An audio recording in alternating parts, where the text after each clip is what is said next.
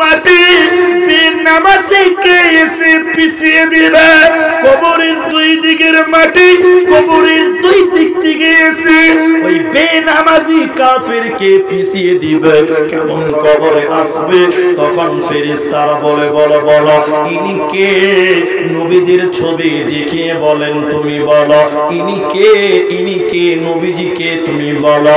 কাফের মুনাফিক বলে জানি না, লা আদরি, আমি কিচ্ছু জানি না, নবী চিনতাম না, নবী চিনি নেই, তিনাকে চিনতাম না। ফেরেশতারা তখন দুইটি কথা বলে বন্ধুরে। এক নাম্বার বলে বন্ধু তুমি পাগল ছিলে না, দুনিয়া বুঝেছিলা, রাজনীতি বুঝেছিলা, সংসার বুঝেছিলা, সব কিছু বুঝেছিলা, এত সুন্দর ব্রেন ছিল, বিবেক ছিল, নবীকে কেন চিনতে পারো না? ফেরেশতারা আবার বলবে বলো কিতাব ঘেটে কেন নবীজি চিনলে না বলো, কোরআন ঘেটে কেন নবীজিকে চিনতে পারলে না বলো। বেনামাজি গুলোকে বলবে কোরআন থেকে নবীজিকে চিনতে পারোনি কেন? ফেরেশতারা তখন কবরে, বেনামাজির কবরে, বেপরদা নারীর কবরে, বেঈমানদের কবরে ফেরেশতারা মোটা মোটা লোহার হাতুড়ি নিবে, লোহার ডান্ডা নিবে, লোহার হাতুড়ি নিয়ে কবরে এত জোরে তাকে মারবে, এত জোরে তাকে মারবে, কবরে এত জোরে লোহা দিয়ে পিটবে, ওর পিটার কারণে বেনামাজি কবরে হাউমাউ করে কাঁদবে, হাউমাউ করে কবরে কাঁদবে, এত জোরে কবরে মারবে। নবীজি বলেন তার কান্নার আওয়াজ তামাম পৃথিবী শুনতে পাবে, কিষানগঞ্জ শুনতে পাবে, পশু পাখিগুলো শুনতে পাবে। ওই কান্নার আওয়াজ শুধু শুনতে পাবে না কারা?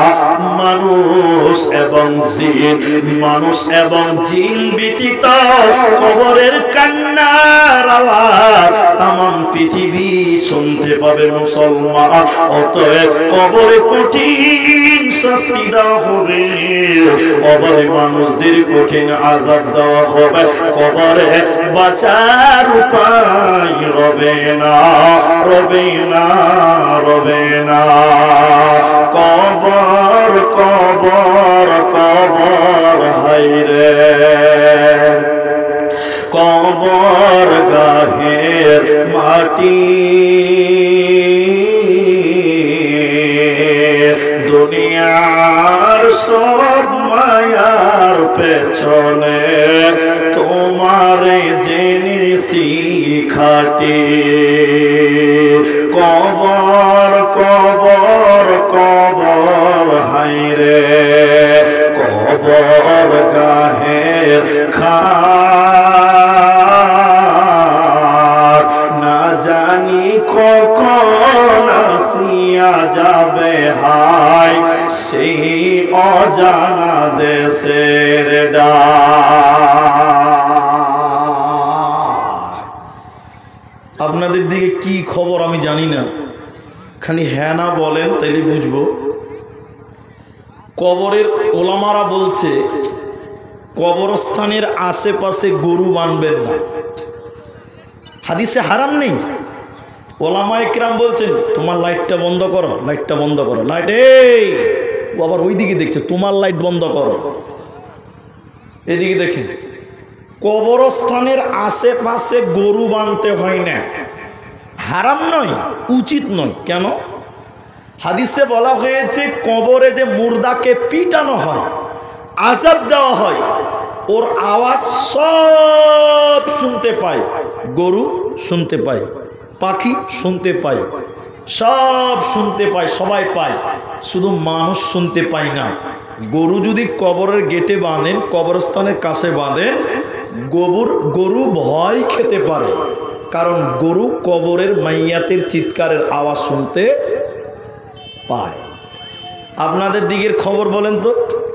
আমাদের দিকে যখন কিছু কিছু মানুষ মরলেই কবর খুঁড়তে চলে যায়, ওকে বলা লাগে না, এমনিতেই চলে যায়, এরকম লোক সমাজে আছে না? এদিকে নাই না? কিন্তু বড় আশ্চর্য লাগে, কিছু কিছু মানুষ দেখবেন, এদিকে দেখে কবরস্থানে কবর খুঁড়তে গেছে, খানিক কবর খোঁড়ার পর বসে বসে কবরস্থানে বসে বসে বিড়ি টানে, এরকম লোক নাই? এরা বলে না কথা? কবর খুঁড়তে করতে কিছু কিছু লোক খাইনি বলছে, রেঙ্গেরে খাইনি খাইনি। আপনার দিকে নাই? এদের দিলে ভয় আছে? বলুন ভয় আছে? কোনো ভয় নেই।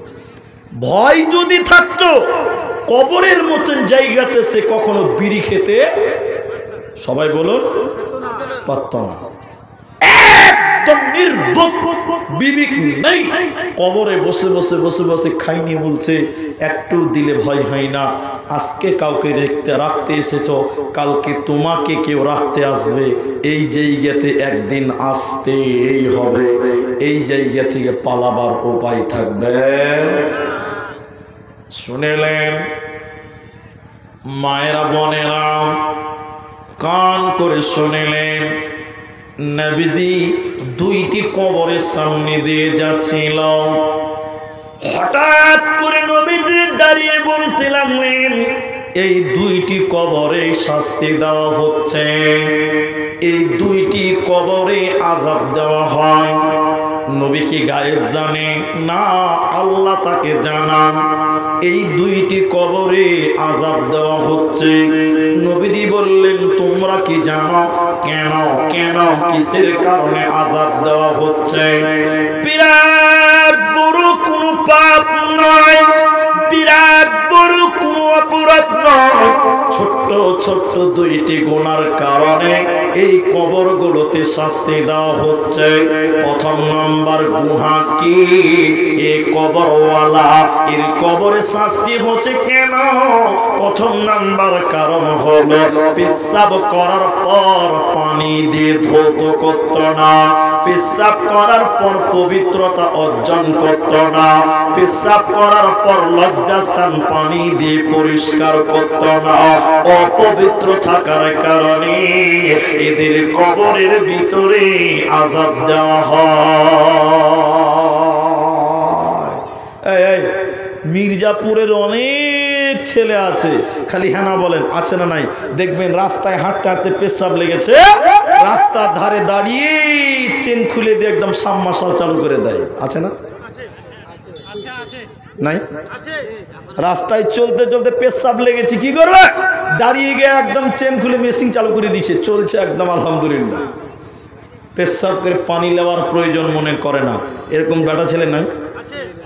কবরে কঠিন শাস্তি দেওয়া হবে যদি পেশাব করে ভালোভাবে পবিত্রতা অর্জন না করা হয়।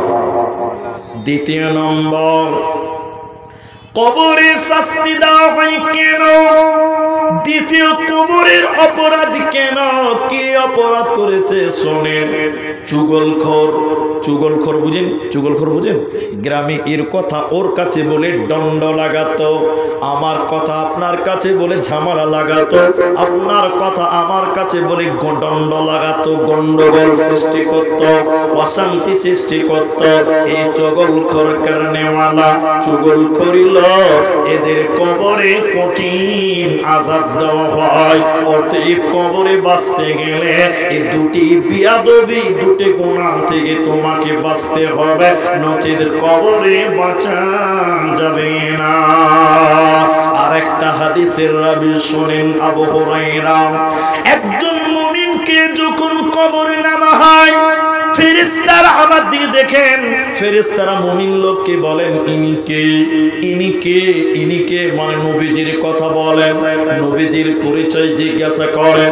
মুমিন বলেন, আশহাদু আল্লা ইলাহা ইল্লাল্লাহ ওয়া আশহাদু আন্না মুহাম্মাদান আবদুহু ওয়া রাসূলুহু। আল্লাহর ফেরেশতারা বলে, জানতাম তুমি এরকম উত্তর দিবে, আমরা আগে জেনে গেছিলাম। আল্লাহ তখন কবরকে বলবে, কবর রে তুমি প্রশস্ত হয়ে যাও, চওড়া হয়ে যাও। কবর কতটা চওড়া? এদিকে দেখেন, কবর কতটা চওড়া? এক হাত, এক হাত, এতখানি জায়গা চওড়া। যারা লাশ ধরার জন্য কবরে নামে তাদেরকে জিজ্ঞাসা করুন, কবরে নড়াচড়া করা যায় না, মাত্র এক হাত, সোয়া হাতের মতন জায়গা। মুমিন লোক, আল্লাহ কবরকে বলবে, কবর প্রশস্ত হয়ে যাও, চওড়া হয়ে যাও। কতটা চওড়া করা হবে? নবী বলেছেন ঈমানদার, নামাজি, পরেশগার ব্যক্তিদের কবর 70 হাত প্রশস্ত করা হবে। বলুন সুবহানাল্লাহ। 70 হাত মানে জানেন এটা বিল্ডিং কত বড়? আপনার বাড়ির বিল্ডিংটা মাত্র 32 হাত লম্বা, মাত্র 12 হাত চওড়া। 70 হাত কবর প্রশস্ত হয়ে যাবে। আল্লাহ মুমিনকে বলবে, ঈমানদার আল্লাহওয়ালাকে বলবে যে কবরে গেল। ফেরেশতারা বলবে বন্ধুরে তুমি কবরে ঘুমিয়ে যাও, তুমি কবরে ঘুমিয়ে যাও। ঈমানদার বলবে না, আমি আমার পরিবারের কাছে যেতে চাই। ফেরেশতারা বলবে ঘুমিয়ে যাও, বাসর ঘরের মতন তুমি ঘুমিয়ে যাও, তোমার কোনো চিন্তা নাই। ওর সামনে জান্নাত দেখানো হয়, এর কবরে কোনো চিন্তা নাই।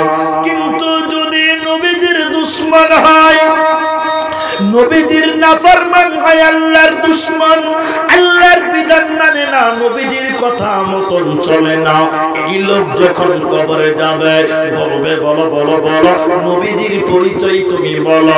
নবীজির ছবি দেখে বলবেন মান হাজার রাজুল, এই ব্যক্তিকে তুমি বলো, এই ব্যক্তিকে তুমি বলো।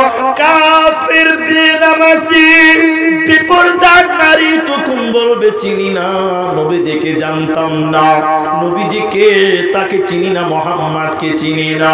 এবার দেখেন ফেরেশতারা বলবে বেনামাজি, ওরে বেঈমান আমরা জানতাম, তুমি এরকম উত্তর দিবে। আল্লাহর ফেরেশতারা তখন বলবে আল্লাহ তোমার নাফরমানকে তুমি শাস্তি দাও, তুমি আযাব দাও।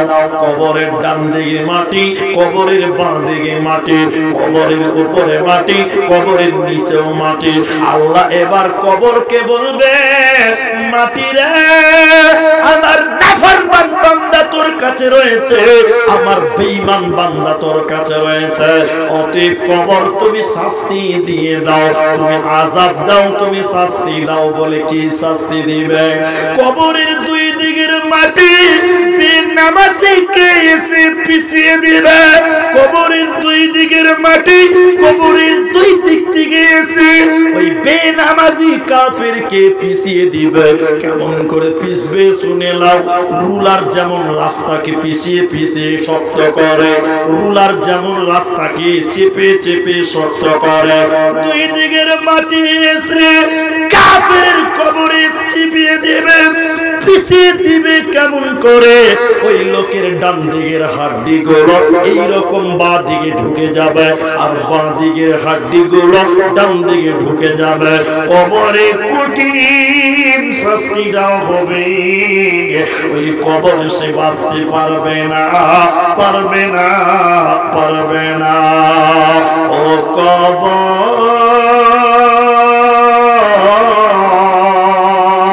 ভয় যার কেঁপে মরে, তবু কেন ডাকিস? আয় আয় মরে একলার ঘরে। ও কবর ভয় জান কেঁপে মরে, তবু কেন ডাকিস?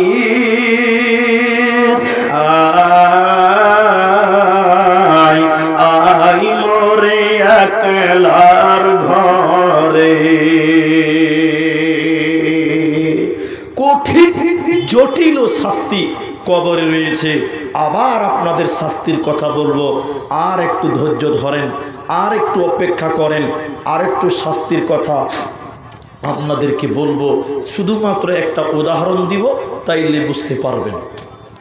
আপনারা ম্যাট্রিক বুঝেন? ম্যাট্রিক ম্যাট্রিক বুঝেন না মাধ্যমিক বুঝেন? দুটোই বুঝেন, মাশাআল্লাহ। একবার তাকবীর দেন, নারায়ে তাকবীর। আর একটু জোরে বলুন, নারায়ে তাকবীর। শোনেন, মাধ্যমিক প্রশ্ন, মাধ্যমিক একটা কাগজ দেন, মাধ্যমিকের যে কোশ্চিন মানে যেটা লিখতে হবে, কোশ্চিন আপনাদের নীতিশ কুমারের সরকার, তাই তো? মাধ্যমিকের কোশ্চিনগুলো যেগুলো পরীক্ষাতে পড়বে, প্রশ্ন সরকার পরীক্ষার আগে কাউকে দেখায়? এরা কথা বলে না। যদি দেখিয়ে দেয় সবচেয়ে মরা বেকার, ও ফার্স্ট ডিভিশনে পাস করবে। ঠিক বললাম না ভাই? এই জন্য মাধ্যমিকের প্রশ্ন সরকার কাউকে আগে দেখায় না। সবাই উত্তর দিন। কিন্তু আপনাদের বিহারে মাধ্যমিক কখন আছে? বিহারে ফেব্রুয়ারিতে। এদিকে কোন ছাত্র যদি 2025 সালের ফেব্রুয়ারিতে ম্যাট্রিক পরীক্ষাতে ফেল করে যায়, 26 সালে আবার পরীক্ষা দিতে পাবে। এরা হ্যাঁ না বলে না? পাবে না? পাবে। 26 সালে যদি ফেল করে 27 সালে আবার পরীক্ষা দিতে পাবে। কিন্তু প্রশ্নগুলো সরকার গোপন করেছে, গোপন, কাউকে দেখতে দেয়নি। এবার আপনাদেরকে বলি, কবরের প্রশ্ন, কবরের প্রশ্ন নবীজি গোপন করেছে না জানিয়ে দিয়েছে? সবাই বলুন। কিন্তু বলুন, কেউ যদি বলে যে কবরে গিয়ে আল্লাহ এবার পারলাম না, আর একবার এসে উত্তর দিব, চান্স পাবে? সবাই বলুন। এক চান্সে কবরে পাস করতে হবে। কবরে দ্বিতীয় চান্স বলতে কোনো অপশন দেওয়া হবে এক চান্সে। এর নাম কবর, এর নাম কবর, এর নাম কবর। দেখেন এদিকে।